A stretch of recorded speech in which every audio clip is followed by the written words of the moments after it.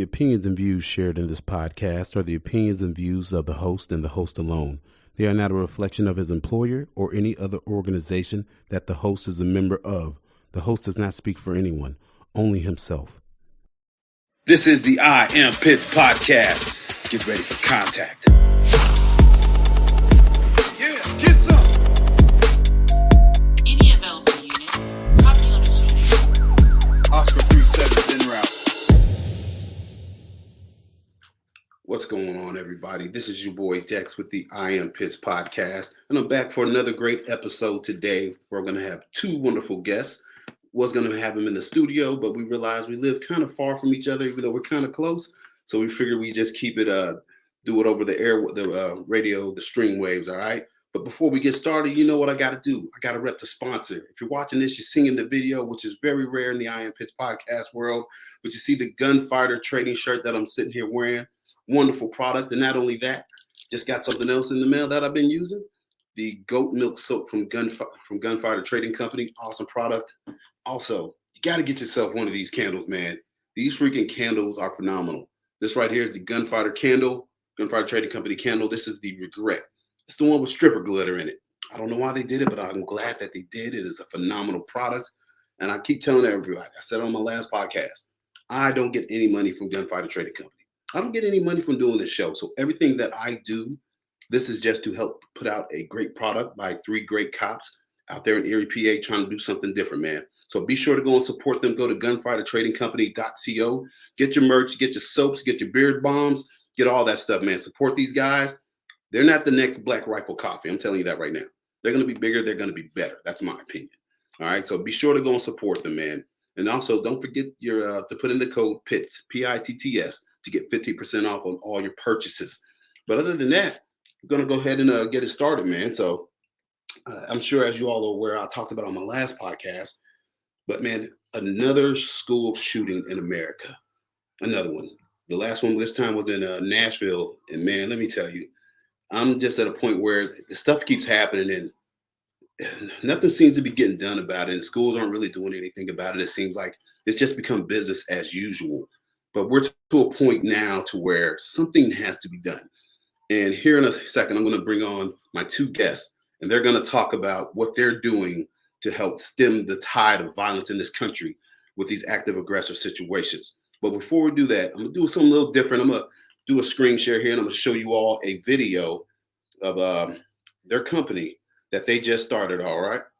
So stick with me on this. It's all new for me, so I'm working on all this. It's called SafeStream and was used in training today. Wave News reporter Kennedy Hayes explains how it works. Myra, the app partners with LMPD's SWAT team training called STAT. Together, they focus on training victims in mass emergencies. Teachers learn how to work with each other and police to get out of a crisis as quickly and as safely as possible. So you will press this button. The latest tool for schools to use in crisis situations. It'll start to stream, okay? And that's how you will be able to give us video information on what's happening. An app called SafeStream is like calling 911 with live video and text. Victims are able to create group channels sharing where they are during an active shooter situation. It actually goes to a portal that we created. And from this portal, we can use this information to send to any law enforcement or first responders who need the information. The app partners with Strategic Threat Assessment Training, known as STAT for short. Anyone have any guns or knives on them? Monday, staff at Nur Islamic School first completed a classroom course before testing their knowledge in a real-world setting. There's a lot of training for police and government and active shooters. The disconnect was the amount of training that was offered to civilians. So we set out as our mission to get as many civilians trained for an active shooter event as we could. Our school is not a big school, so those kiddos, I can tell you, there are as my own children. So I really want them to be safe. Teachers like Nona Vozamat were trained in a series of simulations. From active shooter scenarios to fire drills. Let's go, fire drill. Each time the app was used as a guide to keep as many children safe as possible. Parents of the kids, of course, they will know then their kids are safe and, call the the police or 911 as fast as the event happened. Now, these services can also be used at colleges, churches, and other locations, or for companies experiencing a fire, flood, or natural disaster. We'll have a link where you can learn more about SafeStream's app and stat in this story on our website, wave3.com. All right, let me shut this off. All right, got that. All right, so y'all just saw the video from the news on these two guys. I'm gonna go ahead and bring them into the studio. Like I said, we have with us retired LMPD Sergeant Eric Culver and retired LMPD Lieutenant Dale Massey. Gentlemen, what's going on? What up, Dexter? How's it going, buddy? Not bad. Man, glad to have you both on here. I don't know if a lot of people know, I used to work for both of these guys back in the second division. Actually, I like to say you worked with us. That's true. That's true. That's true. But you told me to do something, I did it. So you did a good job at it, though. Appreciate it. Yeah. So like I said, we all used to work together in the second division. That's the West End of Louisville. And both of these gentlemen are both SWAT operators. Now, how long, LT, how long were you in SWAT? 6 years. 6 years? In SWAT? I thought you did more. 6 years. Okay. And Dale, or still not Dale. Eric, how many years were you on? 16. 16. Yeah. Man, that's incredible, man. Long time you doing that, man. The words on the body after a while, for sure. I know, man. And a word on your mind and body. Yeah, definitely will, especially in Louisville at the rate we've been going. So, man, I want to ask you all, before we get into your backgrounds and more of that, when this school shooting happened the other day in Nashville, with what you all teach, what's the first thing that came to you all's mind when y'all heard this come out? Frankly, it's just happens all too often. It's something we have to deal with in the news every week or two. Which struck us as the most successful thing of the operation was how the Nashville officers actually responded, drove to the stimulus and negated the threat. They went in there and went to work immediately, learning past lessons from the failures, quite frankly, we've seen in America time and time again for response to these. Eric? Man, same thoughts. It's not a matter of if it happens again, it's a matter of when and where. And so with that said, we kind of expect these things to happen frequently. And I try not to pay attention to it too much because it just happens so often and it'll eat you up. But at the same time, in the business of what we're doing, it's kind of important. And so like Dale said, going back and watching that Nashville response was excellent response. Even though like we forget, the Nashville guys did a great job, there's still people that lost their life. Yeah. I tell people when these incidents happen, everyone's like, call 911, call 911. Yes, call 911. But when these crises happen, it's a matter of minutes before an officer actually gets there and an officer is actually able to, intervene in the incident, man. And when those minutes matter, you have to have a plan in place, and you have to be able to do something to kind of help yourself in that moment, because we call 911, but they're not going to be there right away, man. So that's why I'm glad that we kind of got you all starting this company up and doing what you all are doing, man. So before we get into it, LT, if you want to just give us a bit of your background in law enforcement and where you're from and how you got into law enforcement and what you did in law enforcement. Yeah. So born and raised in Louisville, Kentucky. Always wanted to be an LPD officer till the time I was probably 12 or 13. Prior to joining LMPD, I was in the Air Force, Air National Guard out of Kentucky. I went through the hiring process at the age of 20, and I started the academy when I was 21. So I was very, very young. Graduated when I was 21. 9/11 happened. Soon after, I was solo, gone for 14 months, came back.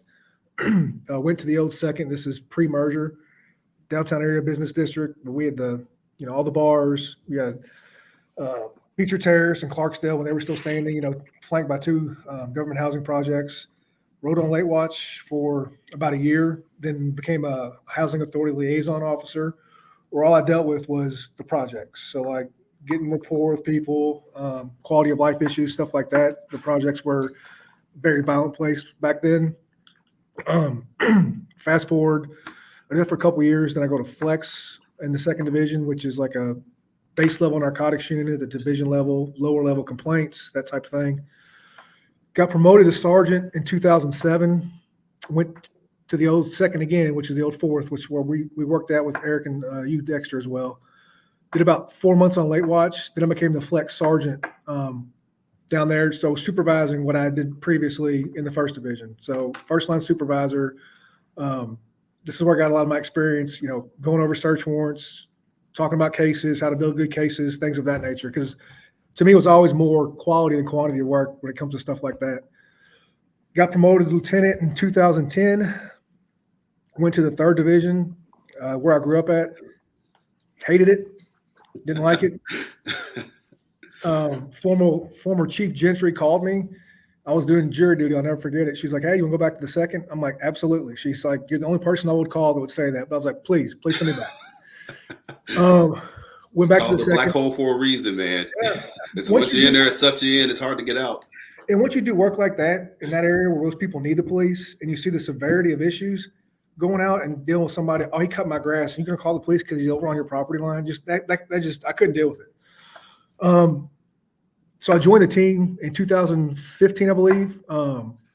Major Bates, now Colonel Bates, had gotten promoted, and Lieutenant Routson was the commander at the time, and had been trying to get a second person to help him out because I did the team commander job by myself for like a year and a half. You're on call 24/7. So joined the team in 2015. 2017, I went to our special events unit. So we planned like Derby, Oaks, Thunder, so large scale event planning. Project management too, kind of sort of. So then I did that for about a year and a half, and then I took over the full-time team from Colonel Humphrey now back in August of 2019. Did that for 3 years, and then retired this past August 1st. Nice. Well, congratulations on your retirement, man. How many years was the total? I did 22 total. So I was out the door at 43 with 22 years. So Perfect. Great, nothing but great things to say about my time, there. I know a lot of things changed towards the end of it, but to do what we do and get the training we got, I feel fortunate. Definitely. Sergeant Culver? Man, I'm going to try this. My wife says I have CTE, so I may not remember all the stuff like Dale remembers. But I came on with the county police in 2001 with the Jefferson County Police. I tease people all the time because my dad was a city police officer. He ended up working for the city of Louisville police for 32 years. So I tell people all the time, I have city blood, but county hair. So you got to appreciate that. So I came on with county police prior to merger. And then at merger time, we, I kind of shake up all the districts and divisions. And I worked in Charlie District, which kind of became part of the 6th Division. So I worked there as patrol for a couple of years. And then after merger, from the 6th Division, I transferred voluntarily down to the 2nd Division. I got tired of all these city cops talking about how tough they were. So I had to show that the county cops could do it too. So I went down to 2nd Division, worked the patrol down there. Got involved in an officer-involved shooting while I was there. After that, I transferred from there out to the 7th Division. And then in 2008, I resigned from the police department as a patrolman, and I got hired by the FBI. And I went off to Quantico, became a special agent, and they shipped me off to Wisconsin. I did that for about a year, and wasn't my speed, wasn't my thing. Just I tried it. I didn't like the cold weather. Man, I just couldn't hack it. So I came back to Louisville and went back to the 7th Division on late watch. Went from patrol there for about a couple of years, and then ended up going to be a flex detective. Like they'll talk about working in some of the flex divisions or flex units in the divisions, street level narcotics, burglaries, car break-ins, wanted suspects, that kind of stuff.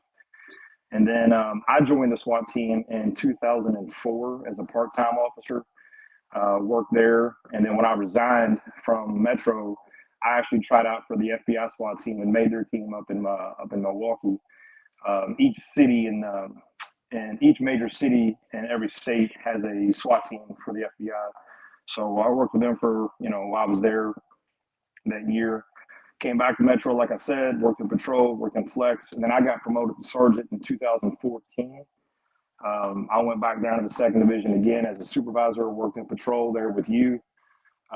Moved around a couple shifts, got back on the SWAT team, I had to try back out. I was a new guy all over again. The guys that I came on the SWAT team with were now, senior guys on the team. So I got my harassment as a new guy.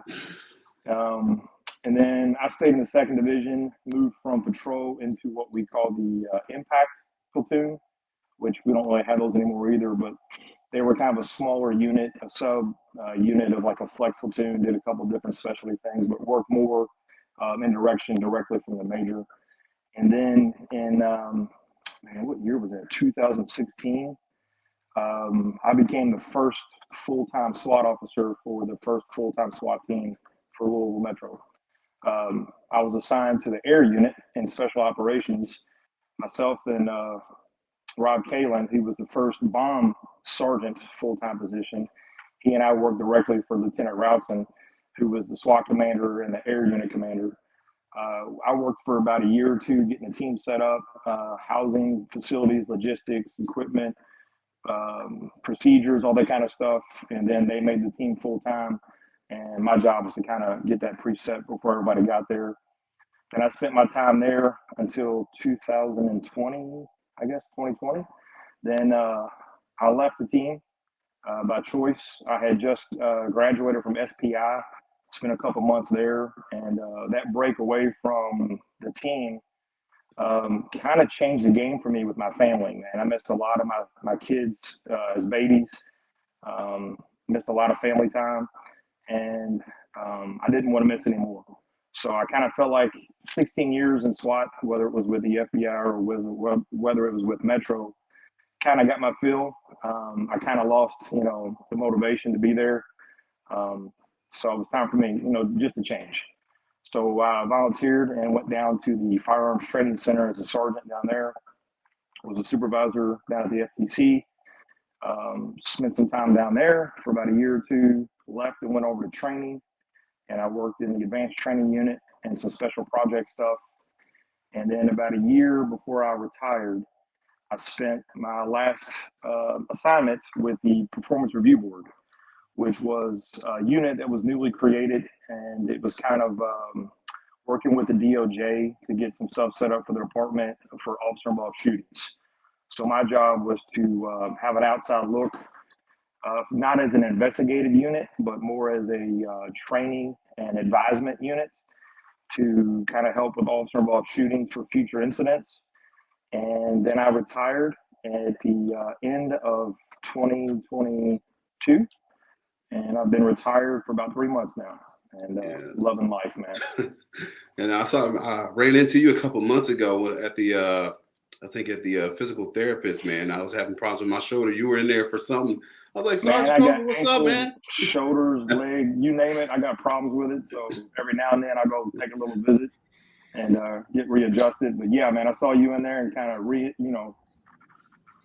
rekindled that contact we had from before, and we had a conversation, and here we are. So yeah. Well, I don't know if you remember having talked with young Officer Pitts about going Fed, trying to talk me out of it, like, it ain't what you think it is. I remember when I came back. I remember sitting at that roll call table, you were talking about going to Border Patrol. And now I never told you no. I never said don't do it. That's true. I just said think about these things. But here's the thing, man. You don't know until you try. And That's I right. don't fault you for trying. And just like anything, you don't know until you go. And you got to learn for yourself, man. But it was a good experience either way. It was a good experience. And speaking of experience, man, a lot of people, there's so many companies popping up all over the place, man. Every time you turn around, somebody's starting a company, shooting, self-defense, man. So my thing is, how did this whole thing, the name of your company, STAT, correct me if I'm wrong, Strategic Threat Assessment Training, correct? Correct. STAT. So how did Dale this whole Dale, tell the story. He loves it. How did it come together, Dale? All right. So it's November 2016. We signed up for this high-speed DOE class because we get to spend 4 nights in Vegas and one night at this. What's DOE for the people? Department of Energy. There you go. Department of Energy. So it's like a nuclear tactical class where what if you have to do tactics in a nuclear environment? What does that look like? The MOP levels, all this kind of stuff. So we thought we'd have a couple nights in Vegas, go do our training, boom. When we get there, 0500, they're like, hey guys, we're changed. The whole class is going to be at this base now because people aren't showing up for class because they're hanging out in Vegas too long at night. So they bust us to a base called Mercury, Nevada. It's on the outskirts of Area 51. You've seen the famous nuclear Apple test house, the White House that gets kind of exploded and all that stuff. So we were there. So we're there. When you get there, you can't have your phone with you. Your phone's got to stay in your room because it's a Department of Energy base. There's certain things that I don't want people to see or know about. So pretty much all you can do is you can go to class in the morning. Class was all right. You can work out at a little bar and you could eat. That was it. There's like day rooms in the dorms, but we're like, man, there's nothing to do. So one night we're just talking about, man, what are we going to do when we retire? Because at that time we were both in the twilight. I could leave in 4 years, he could leave in 5. And what can we do? Well, Eric kind of had the eureka moment. He's like, we get all this active shooter training, all this RTF, all this hostage rescue stuff. But you know who doesn't get any of it? Civilians. So in 2016, our initial goal was to become a civilian-only training company, by meaning don't teach police, don't teach tactics, just train civilians. So we took about 2 years. We had some jobs here and there. Started to really get busy. We had a great product. Our infrastructure was built. Our capabilities were up here. Then COVID happened, and then the whole world stopped with outside training, more or less. So we were kind of dormant for 18 months. And then last May, it really started picking back up for us again. So what happened last May as to why you think business started picking up again? When America started opening back up, in conjunction with some of the release of the mandates, companies felt comfortable again having people come in and perform outside training. And again, too, man, what we do is a niche, right? A lot of people don't want to pay the money. They want to pop in this video and just have their people watch it. And Eric will tell you better than I, you don't get training value like that, man. I didn't own the police department. I'm sure you didn't either. You got on your phone and just took the test. So we wanted to really make our training impactful on all levels. I mean, honestly, Dexter, too, we love our product and what we're teaching, getting a message across to people and getting them trained up. But, man, what we found from this training is that people really want to be engaged. And we actually pride ourselves on, we're not going to make you go to sleep in class. Man, you're going to be entertained. I know it's a dark topic, and I know sometimes it can be negative, but we do have a lot of positive energy in the class. We have a lot of positive messages. There is some comedy. We get people to get their attention. We make them laugh. And we'll talk about the good and the bad, man. Sometimes, the policemen make mistakes or the police departments don't always do the right thing. We're not afraid to admit that. We'll talk about it. And I'll be honest with you, man, it resounds with people because we're honest and we're true to the information, and people really love it. They love the classes. We'll walk into a class, man, and you'll see people with their arms crossed and a lot of kind of putting that wall up. And by the time we leave, man, we have friends in the class. I mean, we really enjoy that. That's good, man. That's great to hear. That's definitely great to hear. So, man, what is it that you think is actually separating your company from all the other companies? Because there's just so many of them, man. Every time I turn around, man, I'm seeing the company and I see people and I'm like, man, because after the war on terror came to an end, you got a lot of guys with a lot of experience out here. What makes STAT so unique for you all, for your future customers? Well, I mean, man, I'm gonna speak about a couple things, but we're bringing real world experience. We're bringing. I've been to a couple active shooter responses. One of the ones I was at the J-Town Kroger. If you remember that incident, I was in there. I was one of the first guys in the building from the SWAT team, making movement through the structure. So Dale was also there. We got to see first person kind of response, what that looks like. One of the things I saw was when I first made entry in the back of the building on the 3 side, come in the back of the Kroger, and there was a freezer to my right. And in that freezer was about 30 people standing there with their groceries. They had, babies in their carts. They had old people in wheelchairs. Every kind of walk of life was in that freezer, and they all had the same look on their face: a look of confusion, a look of fear, and a look of not knowing what to do next. And so we made that entry, cleared the building, and we ended up dealing with that suspect's residence later that night.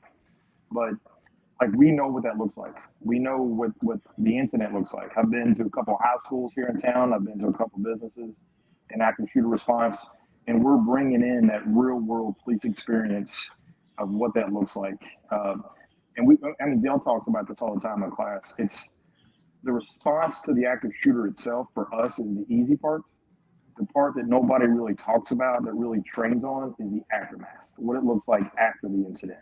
The whole reunification of families, victim notification, continuity of your business. How's your business going to survive? Because that's a crime scene. It's going to be shut down for several weeks, if not a month. What are you doing to prepare yourself for those kind of things? And that's the stuff we talk about. We go beyond just the tactics of it, but we go into the actual real world as a civilian. How do I respond? What do I do during? What do I do after? And what do I do to prepare myself and my family for the future? And I like to add some too, Dex. You said earlier, after the war on terror, a lot of people with a lot of experience. 100% agree. You've got sheriffs teaching active shooter who've never responded to one. You've got firefighters, retired firefighters teaching active shooter. Eric always brings this up, and I'm surprised he didn't. I'm a veteran. You're a decorated veteran. That doesn't mean that you can train people how to survive active shooter events, because the rules of engagement are completely different. We've got the Fourth Amendment. There's so many things. So we've gotten great training from former military guys on tactics. So what we try to teach is this. Let me back up real quick. So we were never going to teach law enforcement. So I got a call from your beat partner, Dave Kemper. Used to be the number 2 at Spencer County Sheriff, where my kids go to school. Hey, Dale, man, I know y'all are training civilians. Can you train us? I'm like, absolutely not. We don't train the police. Because as you know, police are hard to train. Absolutely. And to Eric's point too, the whole time you're up there, they're like, man, I know more than this guy, right? It's just how it is. Talk to Eric. He's like, man, those are your kids. I'm like, you're right. Those are the dudes that are going to respond to my kids. So when we teach law enforcement and RTF, we're not trying to train you to be a SWAT team, or even that you're at the level of looking out for your own outside training, right? So we get a lot of young guys that want to go take all these different classes and whatnot. These guys want a baseline.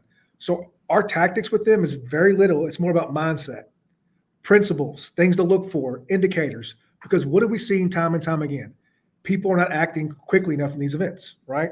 So what we teach law enforcement is more mindset. And then if you pick up a couple tactics and we break like 2 bad habits, great. You know what I'm saying? We want to make sure that they get value out of what we're doing. So like, they're not having to train to this high standard because they could probably never reach it, but we want to make them better each time we see them, if that makes sense. So incrementally make them better. Some of the training we've gone to is, we'll do regular classroom work, which takes about an hour to sit through the class. And we'll go through we talk and we engage with the class. But we took it to another level where we started teaching scenario-based training to civilians. And a lot of times in the past, we would go out as a SWAT team and we would train and we would do active shooter scenarios in businesses, and we would have people be role players for us. And the businesses were like, oh man, that was awesome. It was so much fun. We learned so much. Man, here's the truth. Those business people, they were just role players for us. We weren't there to train them. We were just using them as kind of dummies, so to speak, to be, in our scenario. So we kind of flipped it on its head, and Dale and I do, where we now have SWAT guys either retired or contracted with us, and they come out, and then they are the role players for the civilians. And now we coach the civilians through the scenario and have the SWAT guys be the role player, the dummy, so to speak, for them. Man, we added tabletop scenarios. We do tabletop classes for businesses. We threw in threat assessments, where now we're taking basically how we would look at a business or a facility or a location we would do on a SWAT operation.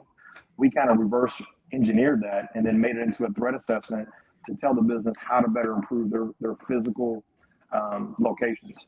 And like Dale said, everything we do is about mindset. It's about principles and concepts. We don't get into the tactics. We don't get into the rules of things because that always changes. There's always factors that are variables you can't control. But if you can control your mindset and you can control your decision-making, then you have a say in how things go. You're not just being told what's going to happen to you. So, man, and one last thing, and I'll kind of get off my soapbox here. No, this is your soapbox. It's y'all, man. Man, one thing that we never planned for, we never ever planned for this, and it just happened, was when we started doing this scenario-based training for the civilians, what we found from it was the amount of team building that became of that. They had this team building that they started, improving upon their camaraderie and how they work together just on those scenarios, and we never ever planned for that. And now we just kind of let that blossom and bloom, and now we're taking that to another level as well. So let me ask you all, after the Uvalde incident, which was completely horrible and just absolutely tragic, did you all see an uptick in interest from companies and schools wanting to learn what you all are teaching?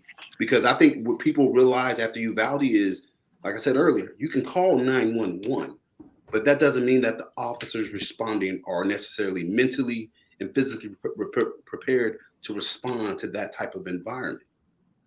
100%, Dex. So here's the thing about us. Another thing that kind of, the people who are serious about active shooter training and preparedness, they're the ones that hire us. The people who just want to check a box, they do something different. To your point with Uvalde, interest went up. Yes, it did quite a bit. But we don't market or anything. Everything we do is word of mouth and just based on our reputations here. We just traveled to Georgia and Illinois based on a contact we had in Louisville who we did work for. So as we get more requests, we grow organically. But yeah, definitely our requests have gone up. We're going to be at a school in Carrollton on Monday doing a threat assessment for them. So two important things though too. When we talk about our model of survival, the two most important things we train people is unpredictable nature, right? Because the Kroger shooting Eric was talking about, that was a hate crime, remember? It was a white male, black victims. So figuring all this out, we go back to J-Town, going to do a search warrant, FBI's involved. They get the key to the dude's house, right, from mom and dad. They say, hey, we want you to use the key and not do any damage because they're being cooperative. What do you think we said? Hell, we're going to blow the door. Explosive charge, explosive breach. Who knows what could be behind that door? And they say, no. They're like, okay, then we'll just go. They change their mind. Anyways, long story short, Eric's inside. I'm on the talk on the outside. He comes up on the radio. He's like, man, we got the wrong house. I'm like, what? You know how bad that is. Being in the wrong house on an FBI, it's not good, right? There's no goods come of this. So I'm going back and forth with the FBI, and Eric, I go in, and he shows me this picture. It's a white dude, black female, biracial child. Dude, he was married to a black woman, had a biracial child. Unpredictable nature, right? That's the first thing we teach you. The second most important thing is you brought up Uvalde. We train people, it's your responsibility to survive. It could be that cop's first day, his last day. What's his training level? So the dude's going on trial down in Parkland, Florida. In 32 years, he had 4 hours of active shooter training response, right? So we train people, you're responsible for you. But we also, as a byproduct, we meet with local law enforcement. So when we travel the country, we link up with their police department who responds to our client and get them on the same page, right? And so we've seen differing levels. We were just in Champaign, Illinois, super squared away with their response. We've been to counties in Georgia where the sheriff goes, I reckon we ain't got a plan. So unpredictable nature, and then you're responsible for your survival for the initial 10 to 15 minute period. Yeah, so that's kind of like our thing is that we're kind of that link between the first responders and the civilians. We know both sides of the equation, and we know how to get both of those groups to work together in collaboration. And all that does is save lives, right? That's what we're trying to do. Yeah, so do you see the landscape of America changing the way America it currently is? Like people are finally starting to wake up to the reality that, man, we have to have a plan in place. Are y'all starting to see that more and more, that people are reaching out? Yes and no. We get people that are interested and they'll reach out. And like Dale said, the ones that are serious will really, they'll reach out and we'll set up training. The ones that aren't, they just want to check the box. They'll watch the videos or do something else they want to do. But what we're starting to learn is slowly, there's not really a standard across the country, whether it's police response or some kind of civilianized training. There is no standard. There's no rule. What we're starting to see, though, is now some insurance agencies are starting to require some of their companies and their clients to have some training. And then we're also starting to understand that the federal government may be mandating some training for people that receive like Medicaid, Medicare, that kind of stuff. That was supposed to start, I think, right before COVID happened, but COVID kind of slow rolled that and kind of got it slowed down. So there's some companies reaching out to us that are saying they're being required, whether it's through their corporate headquarters or their insurance agencies. And they're like, man, honestly, we don't know where to go. We don't know what to do. We don't know who puts this training on. And like Dale said, man, we don't even advertise or commercialize ourselves. Maybe we need to start doing that just to kind of get the word out there that we're available. But there's only a handful of companies that I know of around the country that are doing anything like this. And the ones that I do know, we don't all do the same thing. We've got some similar principles and concepts, but how we go about doing the training is it's a little bit different. Definitely, man. Are you seeing any resistance, I'm guessing, to people like that don't want to accept the current landscape of America? Like, this will never happen, man. Are y'all seeing a lot of that out there? No, man, people have gained a lot of knowledge over the past 3 to 4 years. So when we first started teaching, we asked our classroom, what do you think law enforcement's first responsibility is when they get here? To help us. And I'm like, no, it's to kill the bad guy. There was a lot of misconceptions about police response to active shooters. Now we go to class, everybody's like, go get the bad guy. They already know. They know. So there's been a bigger knowledge base in the corporate world that we've seen. The problem is corporations don't put any money in their training budgets, right? Which sounds crazy to us, counterintuitive, but if they're out to make a profit, if they're out to make a profit, I can't waste money on security because security don't get me anything. We're seeing an uptick in executives who really care about the safety, and then you have the ones that care about the liability. It used to be the ones that cared about the liability were way up here, safety down here. I think it's starting to equalize. Like, we met with some people that I would hire them tomorrow because they knew everything that we were going to say before we were going to say it. Like, to Eric's point too, if he and I get in a room with the decision maker, we've never not gotten that job, because it's horrible that we have to profit off this, right? We're never going to get rich off this. That's not our goal. But we have to sustain a lifestyle of being retired. So we created a system, and you're paying for our 46 years of combined experience, right? So it comes to an issue of, are you serious about the training, or are you just trying to check a box? So, but I definitely have seen an increase in executives that are asking good questions for the right reasons.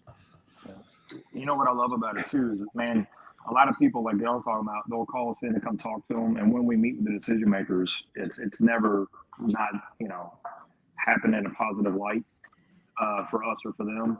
But what we're trying to tell people is, most of our training, if not all, is hired through a company or a corporation to come in and train their people.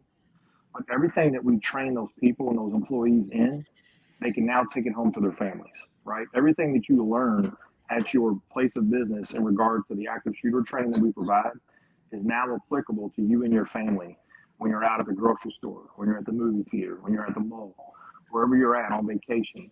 If it were to happen and you're there, that information that you found at work now applies. And so we look at it as an investment. They'll talk to these corporate leaders all the time and says, hey, listen, you guys have a 401k, or you have health benefits, or you pay for a gym membership. Look at it like this. When you provide this training to your people, you're showing them that you're investing in them. You're investing in their families and their well-being and their mental health. And now you're giving those people empowerment to be able to make decisions wherever they are, whether it's at work or home. So, man, we just love doing it. Like Dale said, we're not looking to get rich on this, but I'm retired. I'm on a fixed income now, so I gotta have something. But man, most of the time people they're a little hesitant. They're a little they don't really know because it's not really standardized yet. But once they do it, they love it. So how are kids in classrooms that you all are working with responding to the training? Because this is a completely different world than any of us grew up in. Back when we were going to school, we had tornado drills, fire drills. Never in my life did I think that my kids would be doing an active aggressor drill or a school shooting drill. To back up real quick, you said something important. You said people are not hoping this is going to happen. I had it written up on the board, but it was bad handwriting. Eric always used to say this on the SWAT team. Hope's not a tactic. Hope's not going to get you survival. We actually got that. We try to get it trademarked. We got it signal marked because it's intellectual property. So you can't hope something bad is not going to happen. Our first slide is about Columbine, because that changed police response throughout the country. Mm-hmm. But then, do you know what happened 10 years before Columbine? And you live in Louisville. What happened 10 years before Columbine? The standard Gravere? 100%. People don't realize that. It's already happened in Louisville before. Like, it's going to continue to happen. Training kids. So we have built curriculum to train high school kids. We do not train children in the school setting. We train administrators and teachers. There's discussions with us on how to do that going forward. But what we do is we tell them to base their drills off of what we teach them, right? So our principles and the things we teach them in their scenarios, they impart that on the children. And each school is different, right? So definitely. Now, I saw that on the news clip. There's an app that y'all have that works with it. Now, how did that come about? That's pretty cool, man. Yeah, so we have a couple business partners. SafeStream is one of those. That business partner came about through a contact on the SWAT team, just like the police department, man. We know somebody that knows somebody. They knew what we were doing. They knew what he was doing over at SafeStream. And Juju is the guy running the show over there for them. And he kind of got introduced to us through a mutual friend on the SWAT team. We sat down, and man, it just happened to be we both lived in the same town at the same time, trying to get people trained and just doing it two different ways of training. And we sat down over a number of different conversations and meetings and said, man, let's make this work. We feel like he gives us a boost in what we're doing and improves our line of training and our resources. At the same time, we do the same for Juju over at SafeStream. And we kind of help each other and we build off each other. And every time we can, we try to get each other involved in whatever we're trying to do. So, when you're talking about resources, that's another thing people are talking about, why people don't go to training, why officers don't train. I don't have time. I don't have the money. I don't have the money. Money. Economy's bad right now. I can't do this. I can't do that. What's y'all's response to people when you hear them say, I can't afford to train, or I can't afford to put my employees through this training? Well, here's my quick take on it is this. I'm sure Dale will have a response, but if you don't pay for training early on, you're going to be paying for it later, right? I mean, we can look at examples across the country that if you're not investing in your training and what your people are doing, then you're going to pay for it on the backside, whether it's through lawsuits or litigation or, paying for damages, things that happen as a result of your lack of training or your investment in training. You're going to pay one way or the other, right? And Eric's 100% correct. And that kind of goes back to my previous point. We get all the jobs where people are serious about training. If it comes to money, I'm like, you can't afford not to pay. And Dex, we're not talking about we're charging people hundreds of thousands of dollars. Mm-hmm. It's very, very reasonable. Like we've done quite a few bourbon jobs, and they are profiting billions of dollars a year. Here's a bill for $18,000. Like it's money to sneeze at. Those are just numbers, but it all goes back to their motivation for the training. If they're serious, it's all good. They'll find the money, right? If they're not, then they won't. They'll get some online thing and have you watch it, or they'll hire some retired firefighter that usually checks fire extinguishers. Now he's training you on active shooter based on some stuff he's never done. So we keep it real with people. And we're not for everybody either. We admit that. Like our material never changes. It's always the same. We talk about hard stuff. We try to make it enjoyable, but we're not going to mute anything because what we're telling you is the truth. And we've dealt with everybody from nonprofits, Islamic schools. We've done stuff with Presbyterian Church. We've done our thing to us is we just want to train as many people in as many walks of life and as many different, regions as we can, right? So we train whoever. Definitely. So let me ask you, don't you all have grants available to help people get funded to get the training? Yeah, we're kind of working through in the state of Kentucky, the Office of Homeland Security, which is out of Frankfort. We're kind of working with them a little bit. We don't have any kind of agreements or any kind of sponsorship or anything like that through them. You can't do that, but they're making grants available to nonprofit agencies out there to have threat assessments completed, which is kind of what we do. And then beyond that threat assessment, you then can apply for grant funding to pay for your training to involve active shooter type stuff. So it's becoming more available. I think it's getting ready to close like next week. I don't even know if anybody even knows about it. So what we're going to try to do in the future is start making people more aware. We're going to reach out to Homeland Security and see if we can get some heads up and make people aware of when that's coming, and so they can apply for that and then get that paid for, and it doesn't come out of their pocket, it doesn't come off their profit, and they can get their training that they need. Yeah, they have a one-time investment, and they actually have to hire someone to do the threat assessment. But once that's done, you're talking, if they need a $500,000 camera system, boom, the money's there. They don't turn people down because not enough people know about it, right? So they're dying to give money out. It's just people don't know the process, unfortunately. Yeah, that's what a lot of things, man. The information is out there. People just don't have access to the information. Where can they find this stuff at anywhere? Where if somebody wants to go and apply, where can they go get this at? Like right now, you go to the Kentucky Department of Homeland Security website, and they have their grant program. And right now, they're funding the nonprofits. I don't think there's grant funding for profit agencies, but that doesn't mean that's not going to happen in the future. One thing Dale and I are trying to do beyond teaching the classes and the scenarios and the tabletops and the threat assessments is we're trying to sit down and meet with decision makers, whether it's in government or any kind of rule makers for any kind of like legislation. And we want to talk to people and get more of a collaboration, like between police, fire, EMS, your dispatchers, your metro safes, emergency management agencies, right? We're trying to get people to collaborate and talk to one another and work together because as we've seen on these incidents, not really one agency is ever in charge, and you can't do it by yourself. You're going to be working with everybody else. And so you got to kind of lose the ego. You got to kind of realize what your lane is and be really good at it, and then understand how to utilize your partners and what they're doing and make the best, because at the end, it's not about us. It's not about you. It's about the people that are actually being victimized in these active shooter incidents, and how are we going to help them? And so we're trying to reach out to the state fire marshal's office and Homeland Security's office and the fire department. What's it called? The whole national organization for the fire department. Oh, yeah. National Fire Prevention Bureau. Yeah. So, man, things like that, we're trying to figure that out. Sit down with, guys like you, Dexter. You've got contacts across the country, other agencies. We want to reach out and figure out how to make this work and make sure everybody benefits from it.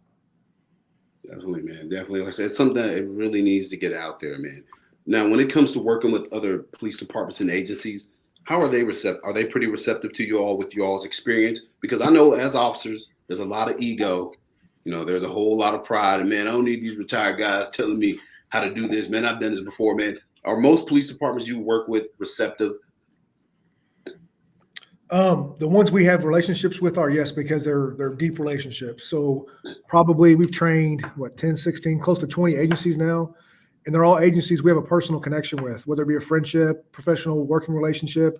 And we go in there, man, and so training officers is bad enough. Imagine training SWAT team officers. That's even worse, right? So we actually have a system for how we train our instructors to teach. We're here to empower and uplift. So you've been to how many police schools? Oh, you're doing it wrong. You're doing it wrong. We're like, hey, man, you can do it that way, but can you consider this? It's all in our message and how we teach to them, because at the end of the day, they're hiring us to come and teach them. We're not hard asses trying to get them to be the best they can be. We want that, but we're there to provide the best services we can for them. It's all in our delivery, our demeanor, and then just how we talk to people, man, because at the end of the day, they just want respect, so. And man, we don't get into a whole lot of, we will teach a little bit of tactics. We're teaching tactics that we've used ourselves or we've been taught. Somebody's taught us. We do get into that a little bit, but most of our focus is on the principles and the concepts, and the message that goes behind it. Because, let's face it, things evolve, things change. We're retired now, so we're out of the game, right? But we've been around long enough to understand that kind of is a cycle. It comes back, and we still contract with guys that are active. We'll hire them in to come in and give us the latest and greatest. But we try to evolve with things, and we just let them know, man, this is not about the tactic, the technique, or the principle, the TTP, right? It's about the concepts. It's about the mindset. It's about, how can you make a decision based on things that you've never dealt with, and then make the best decision at the time given to you. So we're trying to teach people to be decision makers. And I'll add something else from the law enforcement community as a whole. So back in 2016, 2017, the model for SWAT teams kind of changed for warrant service. Surrounding call out, deliberate stuff, no more dynamic stuff, which is great for that. It's great. Slow down. What's the hurry? Don't prioritize property or dope over life. Perfect. That mindset has seeped into active shooter response, right? So they're training now for all their tactics to be very deliberate, very cohesive, very choreographed. We've seen that. I've seen this from our SWAT team when I was there. slowing down on active shooters, and you can't slow down. So we're trying to teach that mindset, like Eric said, just to reinforce what he said back into them, because they're treating us like I can go slow and take my time and be perfect. No, you've got to go. Yeah. And man, I'm telling you, watch that Nashville incident. I'm sure you've seen it before, Dexter. Oh yeah. I can't say enough. I mean, nothing's perfect. You know, there's a little bit of mistakes here and there, but dude, they did an excellent job, outstanding. I couldn't find a way they could do it any better. They set the standard on that, man. I mean, they got in there and handled business, brother. I was never more proud to wear that uniform, man. Man, my kind of opinion, I was watching that. If you listen towards the end, when they actually had the engagement up in the second floor of the hallway, the shooter was knocking out glass on the window. In my opinion, I think that shooter was getting ready to knock out glass and start shooting down on responders that were showing up outside the school. That's what I think was going to happen. I'm not saying it was, but that's just my opinion. Now, when y'all look at y'all's 20 plus years in law enforcement, if each of you could look back at one situation you had in your career that kind of inspired you to want to start this organization, what would it be for each of you? I already kind of spoke to mine. Like I said, I've been to probably a handful of active shooter responses here in Louisville. The one that really stuck out for me was that Culver incident. When I came in, I was off duty. I was on my way to the gym. You know, the SWAT guys would get to work out before shift. I was in shorts and a t-shirt, and I was in an unmarked car. I heard the call come out on the radio. I was at Gene Snyder and Bardstown Road. I took off down Bardstown, went down Hurstbourne, pulled into the movie theater parking lot, parked my car, got my vest, got my rifle, got my gun belt on. Didn't have time for a helmet or a radio. I just took off running, ran to the back door of the Kroger, and I told you I saw those people standing in that freezer, huddled up, didn't have any idea what to do. So kind of secured them, and I went through the Kroger, and it was eerie, dude. Let me tell you. Most people don't realize that there's music playing at the grocery store. You know, when you're walking around, there's music playing on the speakers. Oh, yeah. You kind of don't really listen to it because you're busy doing what you're doing. Well, the day that I was in that Kroger, there was not a soul in that Kroger. Nobody. And that music was playing. And that's all I could hear was that music. And I'm clearing the Kroger. And, I ended up meeting up with one of my good buddies, Mike Jacobs, who was over at J-Town. He responded. He was a retired SWAT officer from Louisville. One of my mentors coming on the SWAT team when I was a young guy. And he retired and went over to J-Town. And he responded to the incident as well. And he and I just happened to run into each other in that Kroger. And then we went over and, found the dead bodies laying in the Kroger and out in the parking lot. And that whole experience of looking on those faces of the people in the freezer really kind of set me off into this direction to make sure that, I want the police and the first responders that have training, but I really want the civilians because there's not a lot of opportunities for them out there.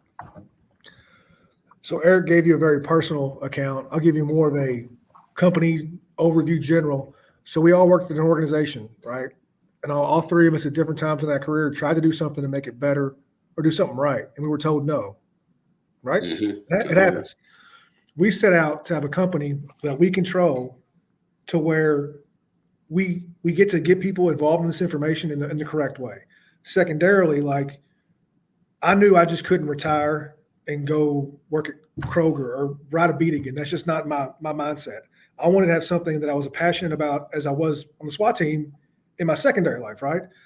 Any number of SWAT guys could have done this, but the difference between Eric and I, and us both, is I'm not afraid to fail, man. If we messed up, we didn't make it, we didn't make it. People are afraid to take that leap and put all the work in to create the content you can be proud of. People just, I'll borrow this from there. All of our stuff's original. Like it's stuff that we developed over the course of time. So we wanted to have a resource for the people that actually really wanted to have impactful training and not just pay a bill to say you did it. So definitely, man. So let me ask you all, with the current landscape in America with these shootings constantly happening. I mean, we had the Parkland shooting in Florida, the one in Nashville, the naval base a couple months ago, the Buffalo grocery store shooting. I want your all's personal opinions as to why do you all believe and think these incidents continue to keep happening in America? Let me take this one. I'm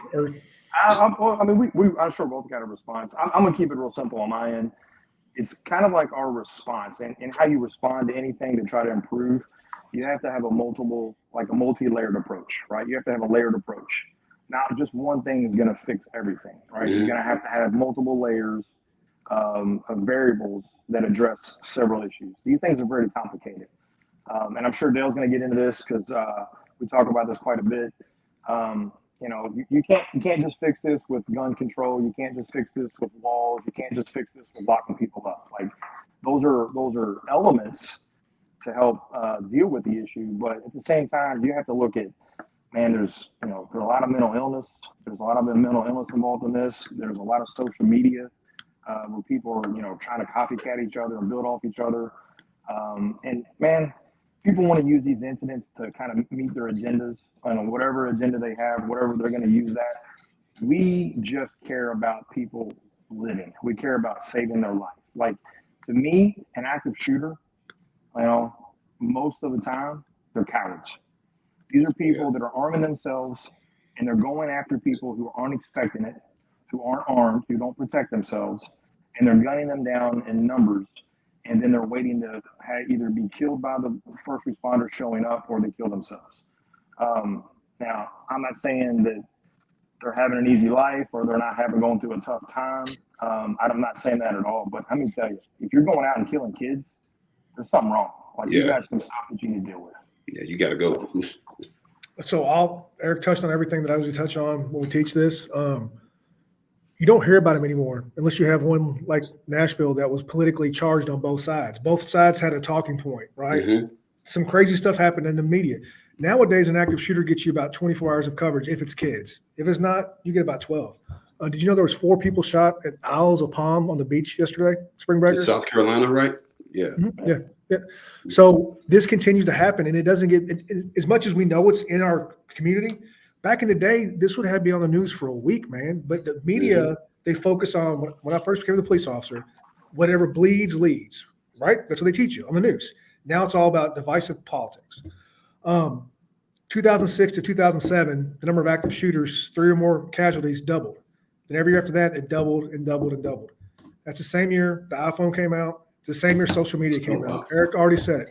Back in the day, I couldn't reference this or research it or see what somebody else is doing. Dude, there's websites that are literally for active shooters in the dark web. There's all kinds of crazy stuff that we've seen, man. There's a community of people out there that talk about this with each other. Hey, man, what'd you do? They're learning. Highland Park shooting last 4th of July outside of Chicago. The guy dressed up like a woman, went to a 4-story building, was gone for 4 hours. Because active shooters, you look like me and Eric generally. They're learning. They're evolving. So the more information that's out there for them is huge. Mental illness, man. How much mental illness is undiagnosed in America? How much is diagnosed and not even treated, right? So it's a whole number of things coming together. And again, it's just, and we don't even see the tip of the iceberg of it because our society is not set up right now to heal itself from where we're at. So these numbers are just going to keep on going up. But I'm telling you, it's going to happen. And some of the stuff we talk about in our class, man, when we're going through our training with the people, we'll talk to them like, hey, just have some compassion, right? Reach out to that coworker, reach out to that friend of yours or that family member that's going through a hard time. Ask them how they're doing. Just check in on them. A lot of these people feel like they've been isolated, or they feel like they've been shunned, or they feel like they're misunderstood. Nobody understands what they're going through. If you just show a little bit of compassion, you may stop an active shooter and not even realize it. We're trying to talk to insurance companies to maybe talk to them about trying to get this training set up for their clients. But, you can't quantify the number because you don't know what you stop if it doesn't happen. So we just ask people to be compassionate, be a human being, care about other people, ask how they're doing. And if you see something, I know it's cliche, say something. Let somebody know what's going on, and that you may never know what you may stop just by doing that. Right? Show a little bit that you care for somebody. A mother just turned her child in this week for Instagram post, right? So we tell people all the time, if you're in a somewhat big city, there's police units that investigate threats online. Call them, right? Let them do their threat assessments. How many of these have been stopped, like Eric said? And we tell people in the training too, like, if you got somebody that's got some crazy social media stuff, let somebody know, right? Who knows what that can stop? So huge. So again, Dexter, man, it's a multi-layered approach. Like I said, multi-layered issues require multi-layered approaches, and not one thing is ever going to fix it all. It's never one thing, brother. So let me ask you all this question. if each of you were president as of today, and you could do one thing to help enact, to help stop this, one policy you could think of for yourself personally that you would think would go a long way, what would it be for each of you? Okay, I'll take the government side, Eric. You can take the civilian side. I would. I went first. I would set a mandate and have a national standard for police, fire, EMS combined response using rescue task force. I would arm and train and have school resource officers in every single school in America. And I would better equip through federal funding all these departments to make this happen. So I'm a small department wherever. I can apply for this federal funding, you get the same training that hopefully STAT would provide, right? But make a standard, make something, at least get people on a ground floor, and then they can work up from there. So it'd be resources, money, and putting arms, SROs in every single school. And that's the school side of it. Right. Ain't trying to put you on the spot, Sarge. I can't follow that up. Jeez. I guess on the civilian side, I mean, like I said, kind of be aware of social media. A lot of people, they'll put it out there that they're going to do it. One of the deals that they was talking about up in Chicago when they had the parade, the guy that was involved in that shooting, he had put that on his social media a year prior. There was a parade. He followed the parade. At the end of the parade, at the tail end, he put a montage or some sound of gunfire on his social media at that parade, which is he was kind of announcing that he was going to do it. So, man, be aware of social media. I said mental illness. We don't spend we don't spend enough resources on mental illness in this country. I don't get into the politics and the agendas of people. I don't care. I don't care. I don't care what gender you are, what race you are, what age you are. I don't care, man. People are people, and just treat people like they're people. Right? Everybody's got a different perspective. Everybody's got a different way of handling business. Just be respectful of one another. But if you're bringing a gun to your place of employment or some kind of public, area to gun people down because you're mad, man, we gotta deal with some issues with that on the mental illness side. Like I said, as far as like gun violence in America, I mean, we all see where it's at. We know it's a problem. I don't think throwing people in jail and gunning or banning firearms is going to be an answer. It's not a realistic approach. I think there are variables in the mix. But just be compassionate, man. Take care of each other. Don't be so angry about everything with everybody. I don't know. You kind of put me on the spot there. I didn't mean to put you on the spot there. I just thought we're gonna be intrigued. He sounds awesome. I sound like a jack. No, it's similar approaches. It's for everyone. It needs to be common sense knowledge, right? If it's not our training or somebody else's training, have a national platform or a standard where this gets out to civilians on a national level, right? Understand, not one thing's going to stop this, because bad guys are always going to have guns. You can make gun control laws as hard as you want. They're always going to have guns. And the other thing we can say is what always stops an active shooter event? It's another gun, right? So the whole yin and yang of firearm control. But yeah, man, it's just people being serious about it, right? And it's in our tagline. You have it on the podcast. Dude, hope's not a tactic. If you hope it's not going to happen in your hometown, guess what? It will eventually. It's just going to happen. Man, and we all know, Phil's already said it before. Dexter, you've heard this. We all work for the same agency, and at one point in my career and our careers, we always heard, it won't happen here. We don't have to worry about that. We're in a good spot. That won't happen here. You hear that all the time, throughout, history. People say, oh, it won't happen to me. It'll happen to somebody else. Take some responsibility. Lose that. Because that's a pretty egotistical statement to make. That it won't happen to me, it won't happen here. Man, you got to be a little bit more humble, and you got to prepare yourself and your people and take care of them and show that you care, and just be realistic and put a little bit of effort into the training. Make yourself aware. We don't tell people to live scared. We don't tell people to be paranoid. We just want you to be empowered. And when you're empowered, you'll be calm and you know how to make decisions under stress. Don't make a decision for the first time when the thing happens to you, right? You should be mentally prepping that out and repping that out before it ever happens. Man, one of the things we talk about when our classes, we'll ask people, hey, man, who in here is a sports fan? Like, who's a big sports fan? And we'll get, some feedback from the class, and they'll say so-and-so or this team, that team. And we'll say, hey, man, do you think that team or that person, when the incident happened, like the Super Bowl game or the Kobe hit the game winner three. Yeah, the game winner. When they had the game winning home run, do you think they rose to the occasion? And we get a lot of different responses. And our response is this: you don't rise to the occasion. You fall to your level of training each and every time. Whether that's a professional athlete, whether it's a military special operations, a police officer, a firefighter, EMS, or somebody who's just working at the local grocery store. Whatever it is, you are not going to rise to the occasion. You are going to fall to your level of training, right? And that's kind of what we stick with, man. Ain't nothing wrong with that, brother. That's, training is always good and always important, man. But like y'all were saying, where people say never here, not here. I remember I wasn't in Louisville at the time the 2020 stuff kicked off. I was in Arizona and I was watching on my phone and I'm watching people protest downtown, because I remember I was watching people destroy Minneapolis. I was like, that ain't gonna happen in Louisville. It's never happened in Louisville. We've had protests for years. Nobody has ever tried to hurt the police during a protest. The next thing you know, I was like, oh damn, it's going down. I said the same thing. I was like, I've been in this city a long time. I dealt with the last many protests and what happened, and it caught everybody off guard. I'll tell you that right now.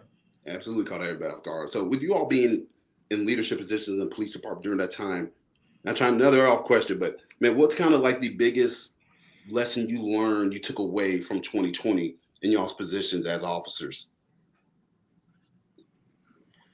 Man, it comes down to training your people consistently. One of the things I dealt with during that time in 2020 in Louisville is I was the sergeant at the range.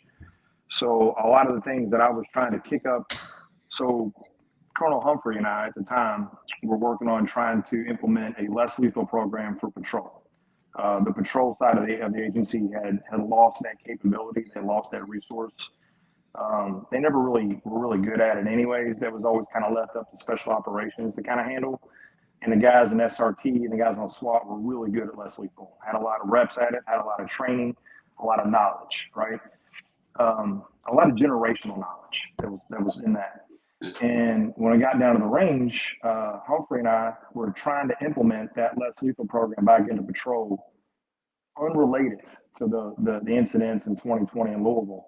And we just happened to get caught off guard before we were ever get that up and running. And so now you have a lot of patrol officers who have very to little training or experience in that less lethal deployment.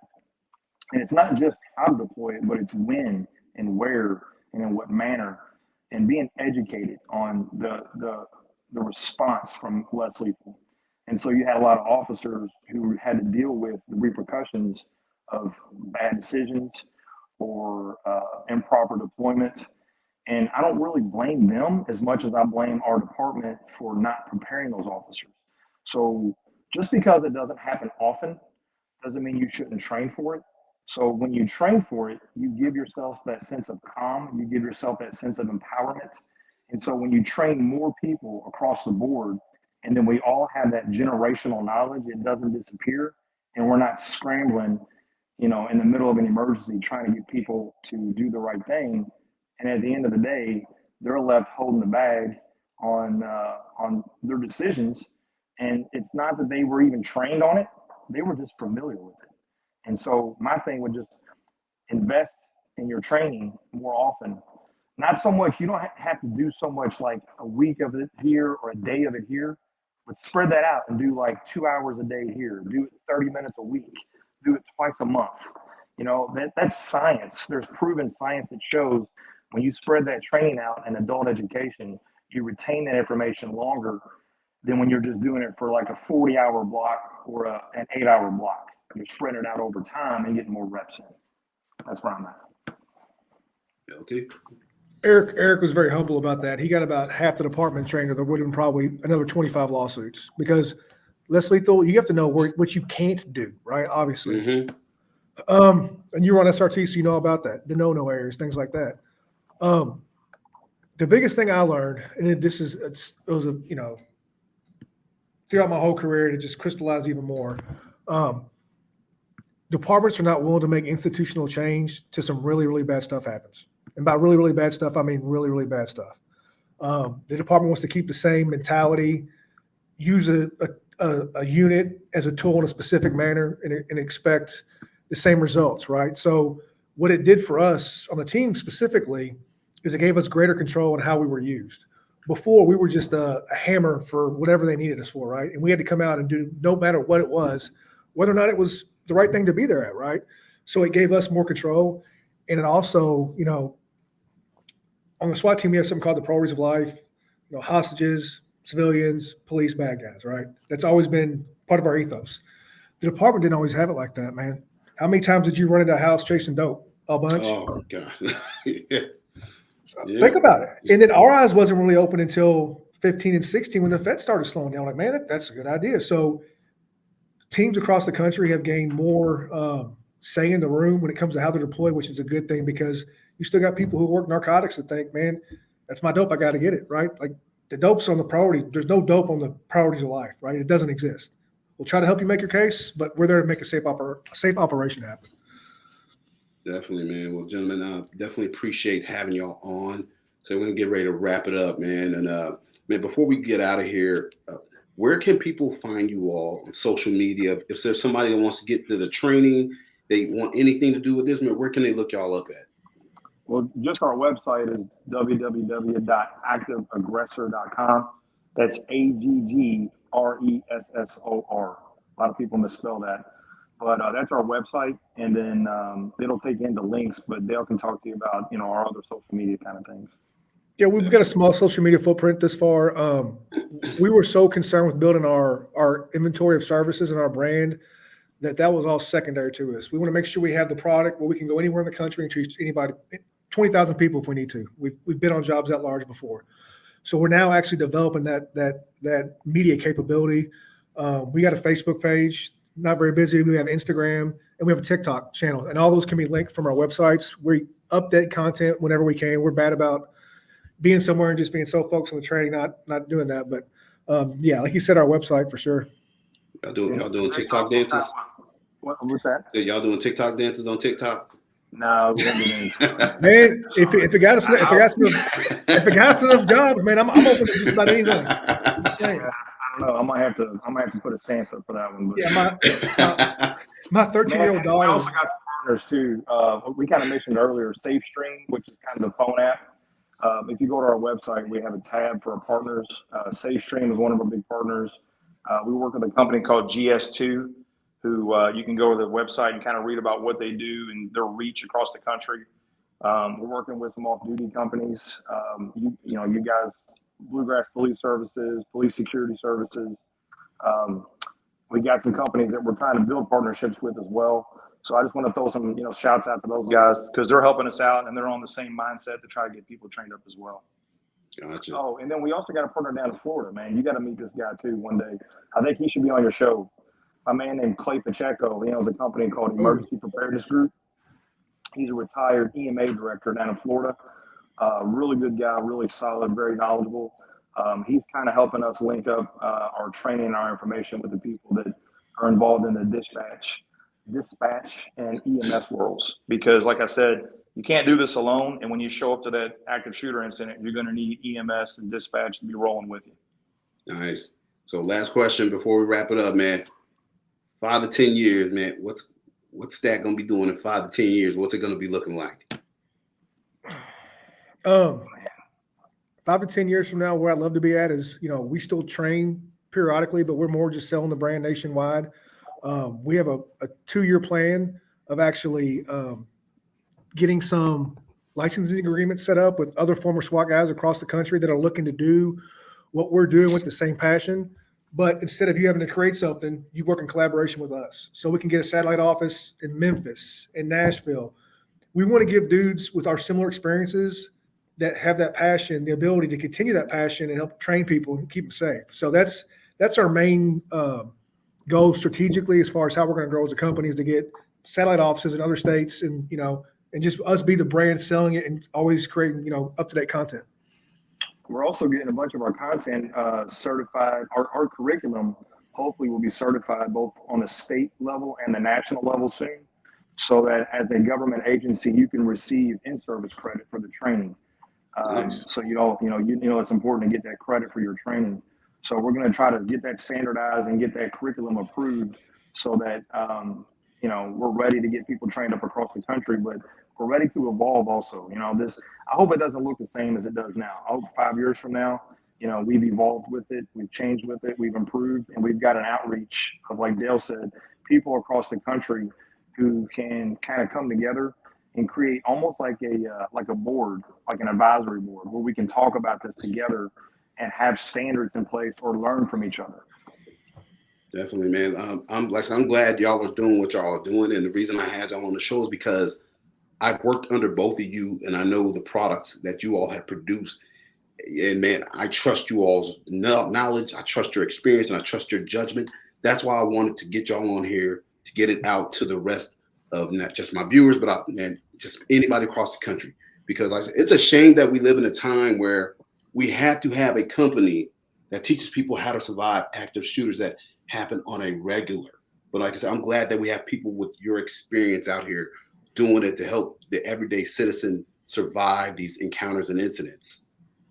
Well, thank you for the kind words, Dexter. We really appreciate it. It's been a pleasure coming on here with you, man. Appreciate Definitely, man. Hey, I thank y'all for coming on, man. And like I said, everybody make sure to go visit the website. I'm not going to try to spell it because I'm definitely going to mess it up. So I used to mess it up too, bro. So definitely go check them out, man. Sarge LT, thanks for having me on, man. Hey, y'all enjoy y'all retirement. Although y'all ain't really retired, y'all working, man. Y'all jet setting across the country. So, hey, man, keep doing it, all right?